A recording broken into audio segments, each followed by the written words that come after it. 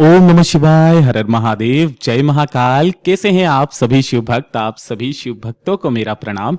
मेरे देव आदिदेव महादेव की कृपा आप सभी शिव भक्तों पर यूं ही बनी रहे, आपके कष्ट सारे जीवन के खत्म हो, यही मैं महादेव से प्रार्थना करता हूं।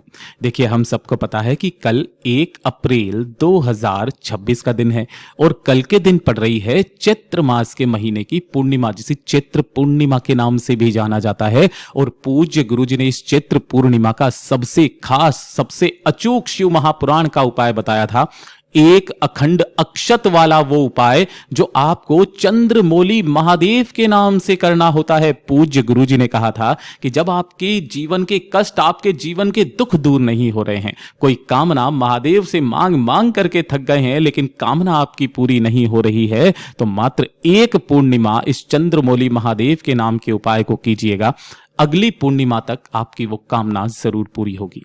और पूज्य गुरुजी की ही कथा से सुन करके और समझ करके इस पूरे उपाय को बहुत ही आसान भाषा में आप सभी शिव भक्तों को बताऊंगा। परंतु उससे पहले आप सबसे बस एक छोटी सी प्रार्थना करना चाहूंगा कि जो भी शिव भक्त पहली बार आए हैं ना, चैनल को सब्सक्राइब आप लोग जरूर किया कीजिए और वीडियो को लाइक करके देव आदिदेव महादेव का कोई सा भी प्यारा नाम कमेंट बॉक्स में लिखना बिल्कुल भी मत भूलिएगा। इस पूरे वीडियो में हम 3 महा उपायों के बारे में बात करेंगे जो आपको इस चैत्र पूर्णिमा के दिन करने हैं, तो ध्यान से सुनना और समझना।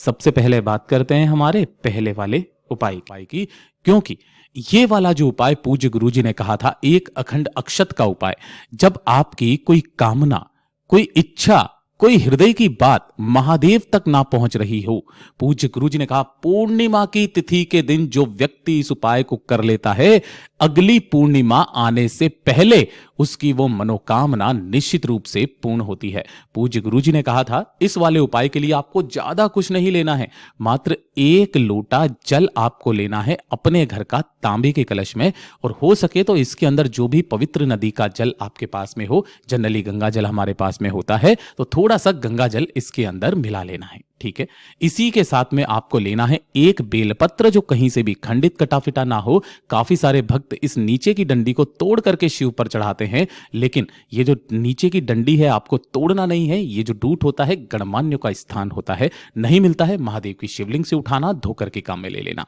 और तीसरे नंबर पर आपको लेना है एक चावल का दाना। इसी चावल के दाने को ही बोला जाता है अक्षत। अक्षत क्यों? एक ऐसा चावल का दाना जो खंडित ना हो, इसीलिए इसे अक्षत बोला जाता है। महादेव पर कभी भी खंडित चीज समर्पित नहीं होती है। आपने देखा होगा कि जो नारियल है सभी मंदिरों में फोड़ करके चढ़ाया जाता है, लेकिन केवल शिवालय ऐसा है जहां पर नारियल को कभी फोड़ कर नहीं चढ़ाया जाता, वो अक्षत ही चढ़ता है।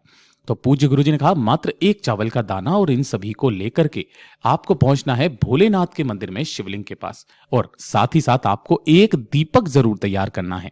पूर्णिमा की तिथि और एक दीपक, ये आपके संपूर्ण फलों का जो मतलब संपूर्ण उपायों का जो फल है वो एक ही बार में प्राप्त हो जाता है। दीपक चाहे आप आटे का बना लो चाहे मिट्टी का, इसके अंदर आपको लगानी है गोल बाती और ये होना चाहिए घी का दीपक।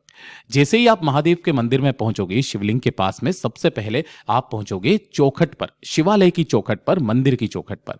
तो जैसे ही शिवालय की चौखट आ जाए, उस चौखट पर सबसे पहले एक दीपक जो आप लेकर के आए हो उसे अपनी कामना कह करके जला दीजिएगा सीधे हाथ की तरफ में। उसके पश्चात आप मंदिर में अंदर की तरफ में जाओगे महादेव की शिवलिंग के पास में।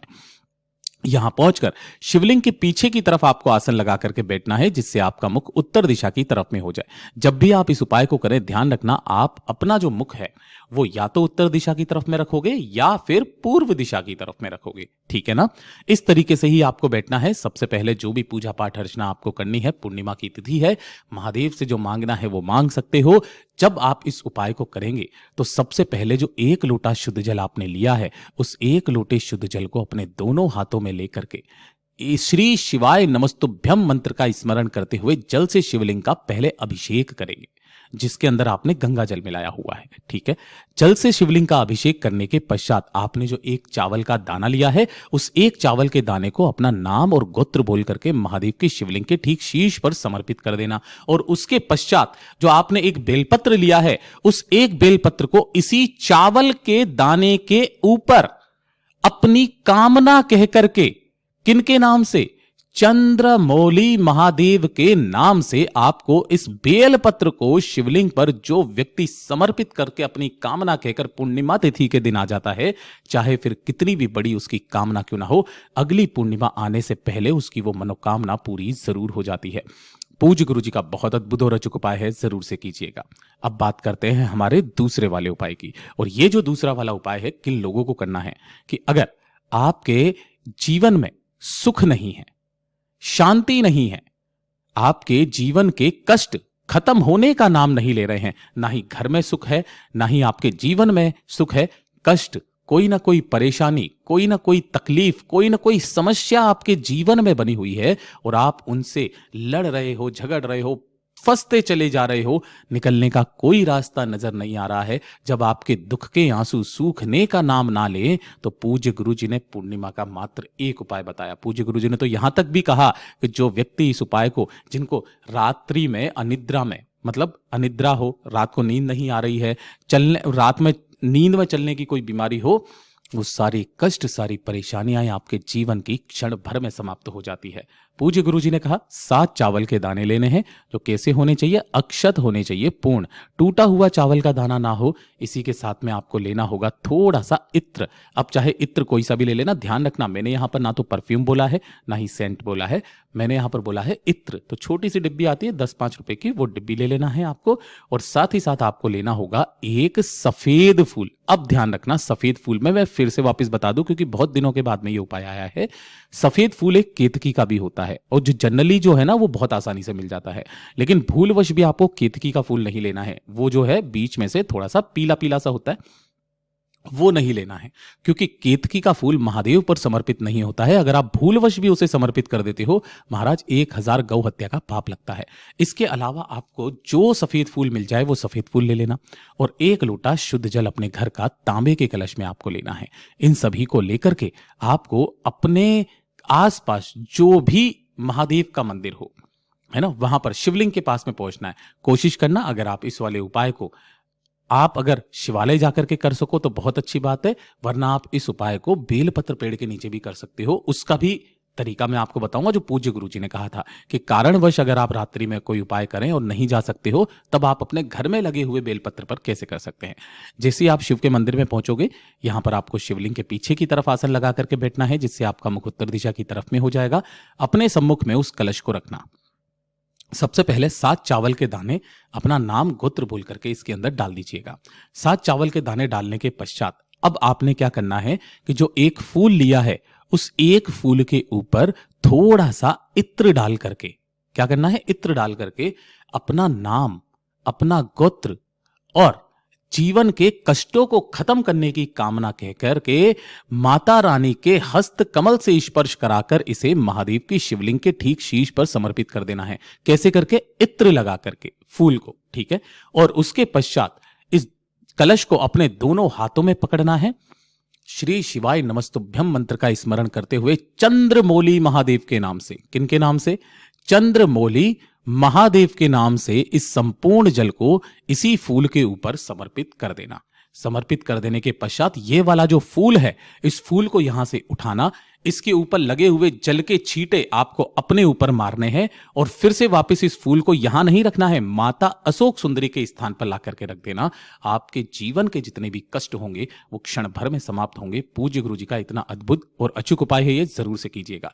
लेकिन अगर आप इसी वाले उपाय को कहां करना चाहते हो, अपने घर में अगर कोई बेलपत्र का पेड़ लगा हुआ है, तो जब चंद्रमा निकल करके आ जाएगा तत्पश्चात आपको यह उपाय करना है। पूज्य गुरु जी ने कहा इसी पेड़ के नीचे एक पार्थिव शिवलिंग का निर्माण कर लेना। जो मिट्टी इसके नीचे की है, पूरा शिवलिंग का निर्माण ना कर सको तो अपने हाथों से ही वहां की मिट्टी को थोड़ा सा लिंग नुमा आकृति बना करके भी आप इस उपाय को वहां पर कर सकते हैं।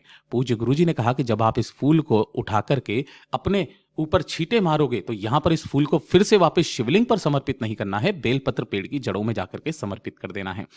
पूज्य गुरु जी ने कहा इससे सुंदर उपाय अपने जीवन के कष्टों को खत्म करने का इस पूर्णिमा का हो नहीं सकता। पूज्य गुरु जी का बहुत अद्भुत और अचूक उपाय है, जरूर से कीजिएगा। और ये तीसरे नंबर का उपाय कि जब आपके जीवन में धन को लेकर के समस्याएं हैं, पैसा नहीं आ रहा है, कर्ज बढ़ता चला जा रहा है, व्यापार दुकान फैक्ट्री नहीं चल रही है, तो मात्र एक बेलपत्र आपको लेना है जो कहीं से भी खंडित कटा फिटा ना हो। एक शमी का पत्ता आपको लेना है जो कि गोले में बनाया है, ये पूर्ण शमी का पत्ता है। और एक लोटा शुद्ध जल अपने घर का तांबे के कलश में आपको लेना है। इन्हें लेकर के भोलेनाथ के मंदिर में पहुंचना है, शिवलिंग के पास में। शिवलिंग के पीछे की तरफ आपको आसन लगा करके बैठ जाना है, जिससे आपका मुख उत्तर दिशा की तरफ में हो जाएगा। सबसे पहले जो आपने एक बेलपत्र लिया है, इस एक बेलपत्र की बीच वाली पत्ती पर ही शमी के पत्ते को स्थापित करके अपना नाम, अपना गोत्र और अपनी कामना कह करके महादेव की शिवलिंग के ठीक शीर्ष पर ऐसे समर्पित करना है कि शमी का पत्ता नीचे की तरफ चला जाए और ये जो बेल का पत्ता है ये ऊपर की तरफ में आ जाए। डंडी जलाधारी की तरफ रहे, बीच वाली पत्ती का भाग आपकी तरफ में रहे। जो एक लोटा शुद्ध जल लेकर के आए हो, कुंदकेश्वर महादेव का नाम लेकर के इसी बेलपत्र के ऊपर समर्पित करना। जो जल जलाधारी से बहकर नीचे की तरफ आए, उस जल को आपको एकत्रित करना है, रोकना है और अपनी दुकान में, अपने घर पर जाकर के इस जल को छींट देना है।